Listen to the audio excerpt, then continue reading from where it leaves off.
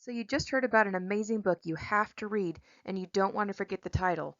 You gotta look it up right now. Or maybe you feel like browsing for a bunch of books from the comfort of your own home. No problem. You're just a few clicks away from your next great read. Back in the day, libraries had card catalogs where you could browse through drawers of cards to find books on a particular topic. These days, catalogs are electronic. One of the great things about them is that they're available for browsing 24/7. Josephine Community Library's catalog is accessible through our website. Go to josephinelibrary.org, hover on Catalog, and click Search the Catalog. You can search by a title or author name, or even a keyword like dinosaurs or thriller or western. As you're searching, keep an eye on the icons below the item images, because these tell you if the item is a regular book, a large print book, an audiobook, or an electronic audiobook or electronic book.